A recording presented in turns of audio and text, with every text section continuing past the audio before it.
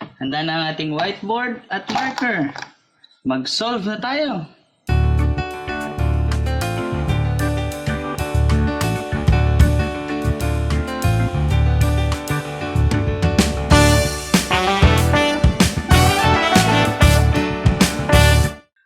Okay. So sa video na ito ay magga-graph naman tayo ng parabola given its equation. So equation na given sa atin is x plus 3 squared equals 8 times y minus 4. So again, bago tayo magsimula ng anumang solution, i-check muna natin yung given equation at extract natin yung mga information na pwede nating ma-extract. So first, based on the given equation, we can say that the parabola opens either upward or downward lang. Bakit? Kasi yung parabola or yung x natin ay siya yung naka-squared. Kapag si x, variable x ang naka-squared, the parabola opens either upward or downward. Now, tignan natin yung equals 8 times y minus 4. So, yung 8 natin dito, yung nasa right side is positive.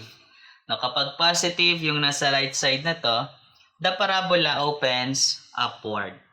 So, sa final answer natin mamaya, kapag ginraph na natin yung equation, so alam na natin that this parabola must open upward. So, for our solution, so step by step natin itong isosolve. So, first step is we need to identify the vertex. So, we need to find the vertex of the parabola.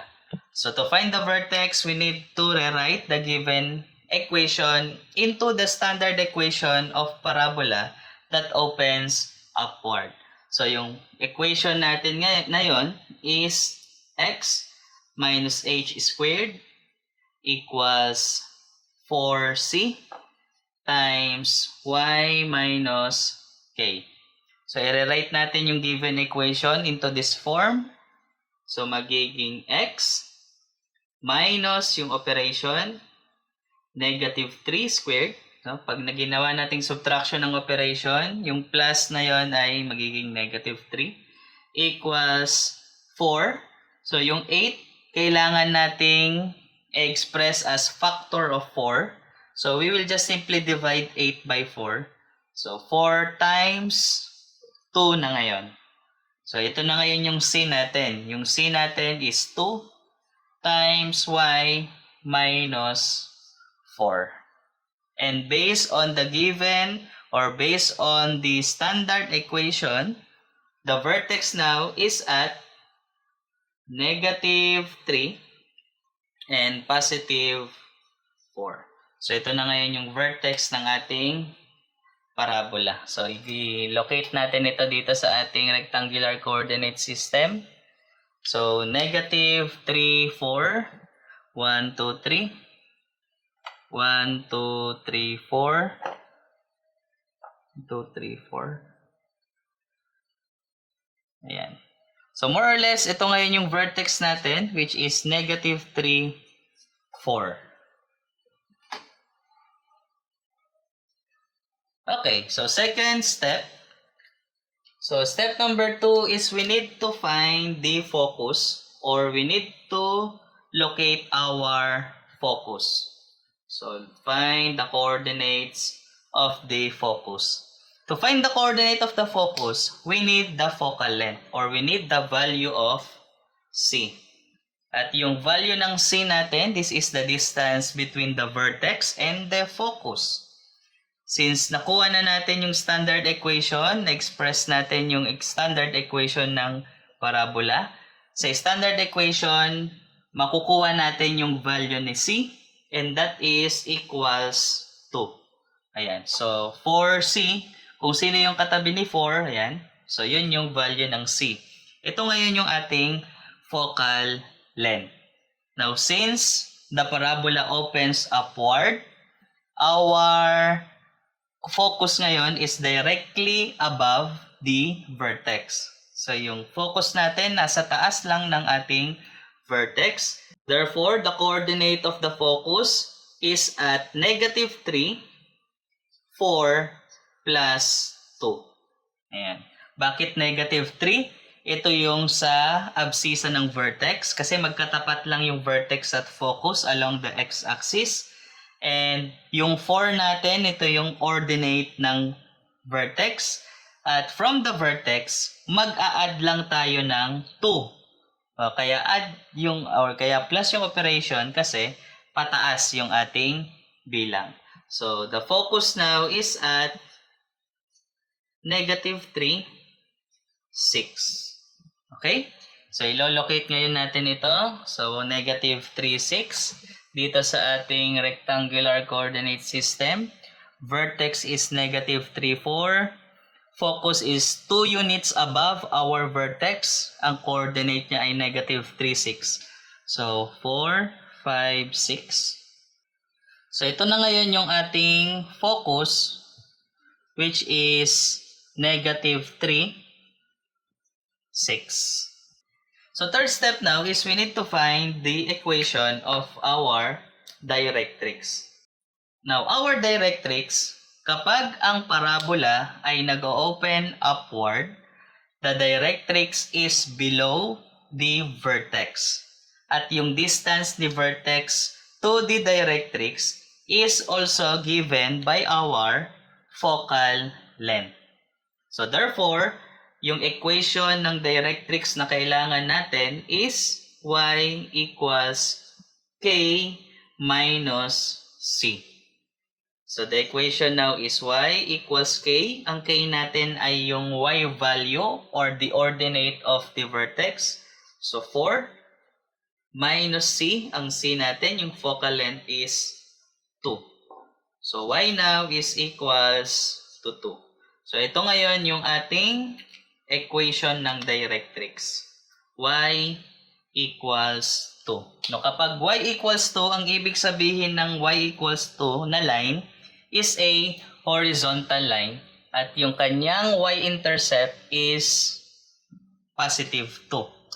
So 1, 2. So 1, 2. Ito yung 2 units natin. Therefore, our directrix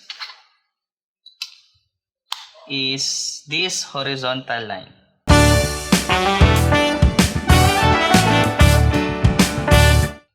So ito na ngayon yung ating directrix at ang equation nito is y equals 2. Ayan. Next, for step number 4. For step number 4, we need to find the endpoints of our latus rectum. And kung maalala ninyo yung latus rectum natin, latus rectum is the line segment that is parallel to our directrix. Latus rectum. Bakit kailangan natin yung latus rectum? Kasi yung endpoints ng latus rectum natin are points that is on the parabola. So yung endpoints ng latus rectum, yung magiging guide natin ngayon sa ating graph ng parabola. Yung latus rectum, tinatawag din itong focal diameter. So it will determine kung paano or kung gaano yung opening, gaano ka-wide yung opening ng ating parabola. At yung latus rectum natin is the line passing through the focus. So yung latus rectum, dumadaan yan sa ating focus. So paano ngayon natin ma-identify yung length ng ating latus rectum? So the length of the latus rectum is given in the equation and that is equivalent to 4c. Ibig sabihin, yung haba pala ng ating latus rectum na line segment passing through the focus is 4c. At based on the property of our ellipse, so the focus is the midpoint of our latus rectum. So ibig sabihin, ang 4c natin is equals 8. No, kapag hinati natin ito by 2, no, kapag dinivide natin to by 2, so 2c is equals 4. Sino ngayon itong 2c? So yung 2C natin, this is the distance between the focus to either endpoints of the latus rectum. So, ibig sabihin, kung ang ating focus ay nasa negative 3,6, so bibilang lang tayo ng 4 units to the right and 4 units to the left para malocate natin yung endpoints ng latus rectum. So, 4 units. So, from negative 3,6, bilang tayo ng 4 units to the right. 1, 2, 3, 4. So, ito yon.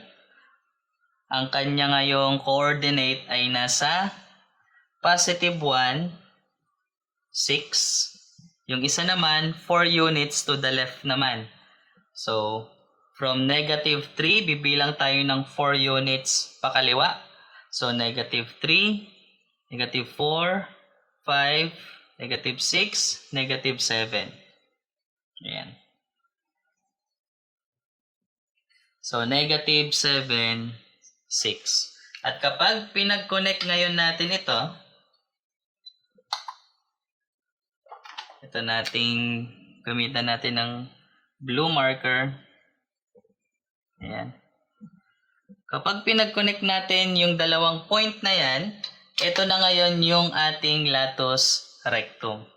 And the latus rectum passes to the focus. And the midpoint of the focus or the midpoint of the latus rectum is the focus of our parabola. Yung latus rectum din, ito rin yung nagde-determine kung gaano ka-wide yung opening ng parabola. Kaya tinatawag din siyang focal diameter. At yung distance ni negative 7,6 papunta kay 1,6 is just equal to 4C. At yung 4C natin ay makikita natin sa equation which is equals 8. Now, pwede na ngayon nating i-graph yung ating parabola using the endpoints of the latus rectum as our guide. So, more or less, ganito yung itsura ng ating parabola with focus negative 3,6, vertex of negative 3,4, and the directrix is y equals positive 2. Now, kapag tinanong din, halimbawa, pinahanap sa problem, identify the axis of symmetry. Yung axis of symmetry naman natin is the line connecting or line passing through the focus and the vertex and perpendicular to our directrix and latus rectum. So, ibig sabihin, ito ngayon yung axis of symmetry. Ayan, yung vertical line na kulay green. At yung equation ngayon ng ating axis of symmetry is the line x equals negative 3. So, ganun lang yung paggagraph ng parabola given yung ating equation. So, kailangan muna nating i-rewrite yung ating equation, identify the vertex, identify the focal length, and then from the focal length, mahanap natin yung coordinate ng focus, yung equation ng ating directrix, yung latus rectum, para maging guide natin sa paggagraph ng ating parabola. Ayos? Kung meron kayong tanong o meron kayong request, i-comment mo lang sa baba. At kung nakatulong sa iyo ang video na ito, i-like mo naman. I-share mo na rin sa iba, baka matulungan din natin sila. At pag-subscribe na rin sa ating YouTube channel at i-click ang notification bell para updated kayo sa mga videos natin. Ayos!